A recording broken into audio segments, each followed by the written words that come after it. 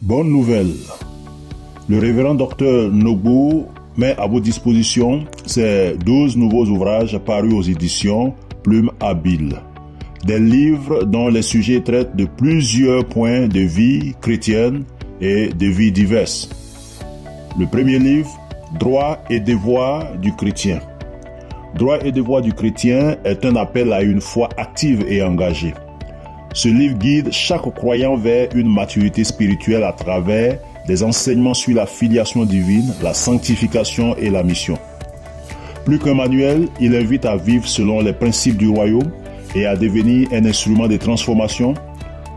Que vous soyez pasteur, leader ou croyant en quête de profondeur, ce texte de ce livre vous accompagne dans votre engagement envers Dieu et votre prochain. Répondez à l'appel. Soyez un ambassadeur de la lumière. Apostasie est le deuxième titre. Dans un monde dominé par la séduction spirituelle, Daniel choisit entre les promesses trompeuses des richesses et la vérité de l'évangile. Rachel, quant à elle, lutte contre l'éloignement de sa sœur et la corruption spirituelle de son entourage. Malgré l'apostasie grandissante, elle demeure une lumière dans les ténèbres. Ce roman explore la bataille entre vérité et mensonge, soulignant l'importance de la repentance et de la persévérance. Alors que le temps de la grâce s'achève, seuls ceux qui recherchent la lumière trouveront refuge dans la vérité éternelle. Le troisième livre, Le choix du destin. Le choix du destin, quant à lui, suit 6 adolescents à un carrefour décisif. Investis dans leurs études et leur avenir ou céder aux distractions et à l'insouciance. À travers les parcours contrastés d'Emmanuel, Loïs, Benjamin, Kofi, Eugénie et Koné, le roman illustre les conséquences directes de leurs décisions. Ceux qui persévèrent récoltent les fruits de leur engagement, tandis que les autres affrontent des obstacles inattendus. Un récit inspirant qui rappelle aux jeunes l'importance de la discipline, de la persévérance et des choix déterminants pour un avenir prometteur. Des jeunes qui suivent cette voie de l'engagement, de la discipline et autres arrivent à honorer leurs parents alors que les autres font le déshonneur de leurs parents. Le quatrième livre, La vallée des décisions. Ce livre raconte la lutte spirituelle d'Élie et de Patrice face à la vérité et à la rédemption. Élie, guidé par Samuel, choisit de suivre Jésus, trouvant la paix, tandis que Patrice, dévoré par la peur et la culpabilité, rejette d'abord l'appel divin. Après un dialogue intense avec Élie, Patrice accepte finalement la repentance et expérimente une libération intérieure. Cette histoire souligne l'importance de la repentance, le danger du rejet de la grâce divine et le contraste entre la lumière divine et l'obscurité éternelle. Le changement en Élie, devenu témoin pour Patrice, met en lumière la responsabilité individuelle face au choix spirituel. Le cinquième ouvrage, Au cœur du zèle. Samuel, jeune homme pieux mais en quête d'essence, se laisse séduire par l'ambition et le désir de reconnaissance. Sa rencontre avec Ézéchiel, un prédicateur itinérant, bouleverse sa perspective en lui révélant les dangers d'un zèle hypocrite. Un rêve puissant l'amène à se repentir et à chercher Dieu avec sincérité. Mais une crise au sein de la communauté, alimentée par des enseignements erronés, met sa foi à l'épreuve. Transformé, Samuel choisit de défendre la vérité avec humilité. Le feu du ciel, qui est un élément de ce roman titré Au cœur du zèle, est un récit de transformation spirituelle appelant à une foi authentique, libérée de l'orgueil et ancrée dans la vérité de Dieu. Le sixième livre, Fidélité dans la tempête. Fidélité dans la tempête explore la restauration du mariage de Marc et Nathalie, menacés par les blessures et les silences Grâce à une rencontre providentielle et des conseils spirituels, ils découvrent la puissance de la grâce divine pour surmonter leur crise. En plus de cette histoire, le livre propose un enseignement concis sur des piliers essentiels du mariage chrétien. Fidélité, amour véritable, soutien mutuel, éducation spirituelle des enfants et réconciliation. À travers témoignages et prières, il offre un chemin de guérison pour les couples en difficulté, rappelant que foi et engagement peuvent raviver une relation conjugale. Le 7e livre construit un mariage doux et heureux. 3 couples au bord de la rupture redécouvrent la force de l'amour et de la foi dans leur mariage. Pacom et Catherine, prisonniers de leur divergence, trouvent la voie de la réconciliation après une dispute marquante. Michel et Esther, enfermés dans la routine, ravivent leur passion grâce à un geste d'amour sacrificiel. Pierre et Ruth, confrontés à des tensions financières, retrouvent l'harmonie en s'appuyant sur la sagesse biblique.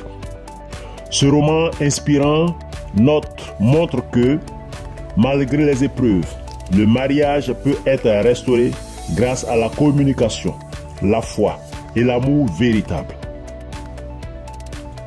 Ne pas trafiquer avec l'appel de Dieu. Ne pas trafiquer avec l'appel de Dieu raconte l'histoire de plusieurs individus en quête de compréhension du véritable ministère chrétien. Matthieu, un jeune prédicateur, apprend que l'humilité et la soumission à Dieu sont essentielles au-delà de la reconnaissance. Samuel, un homme de foi, réalise que les dons spirituels ne garantissent pas un appel divin et qu'il faut l'accompagnement spirituel. David et Judith, issus d'un village imprégné d'occultisme, découvrent que la repentance et la vérité sont la clé pour échapper au faux ministère. À travers ces récits, le livre met en lumière la nécessité de discerner la vérité, soulignant que le véritable ministère repose sur l'humilité, l'obéissance et l'intégrité. Antéchrist, alliance avec Israël et le sort de l'humanité. Ce livre explore les événements prophétiques de la fin des temps. L'Antichrist, se présentant comme un sauveur, signe une alliance avec Israël avant de le trahir en se proclamant Dieu et en profanant le temple reconstruit. Une paix illusoire cède alors place à une ère de souffrance marquée par la persécution brutale d'Israël et les jugements divins sur les nations. Des croyants comme Yosef, Ben David, Ruth Shami et David Aizen affrontent l'oppression avec foi, tandis que la lutte spirituelle ultime s'intensifie. Entre tromperie mondiale et accomplissement des prophéties, l'espérance d'une rédemption demeure. Le 10e ouvrage intitulé « La grande tribulation, première heure », tome 1. Après l'enlèvement, le monde est plongé dans le chaos.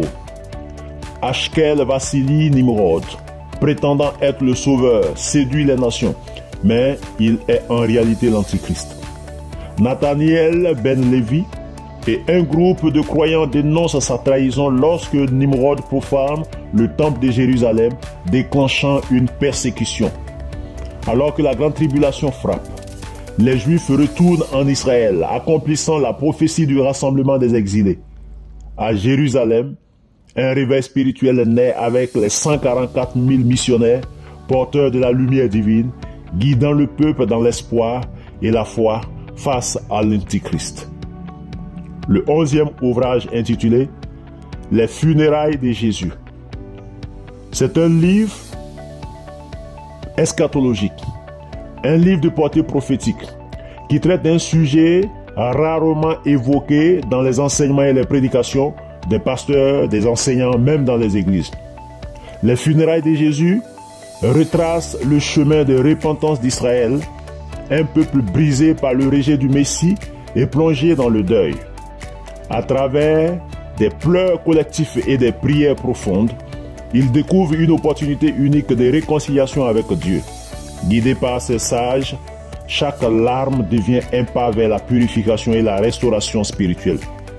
Ce récit puissant explore la transformation de la souffrance en espérance, révélant comment Israël, après avoir ignoré le salut en Christ, le véritable Messie, s'apprête à accueillir la lumière divine.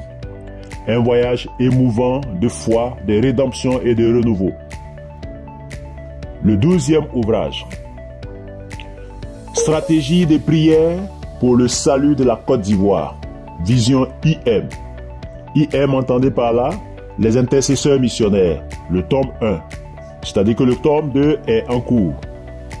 Ce livre retrace l'histoire inspirante d'un mouvement missionnaire visant à restaurer spirituellement la nation. Face à une révélation divine sur l'état spirituel du pays. Des leaders chrétiens, sous la conduite du révérend Dr Kadio Josué, s'unissent pour déclencher un réveil national. À travers des prières de sanctification, des alliances interéglises et une transformation visible dans des villages comme Agbaou, ce livre illustre la puissance de la prière et de l'unité chrétienne. Plus qu'un simple témoignage, il est un guide pour toute personne aspirant à voir une nation transformée par la foi. Ces ouvrages sont disponibles dans les librairies de France, à la boutique de la radio La Voix de l'Espérance et avec l'auteur lui-même.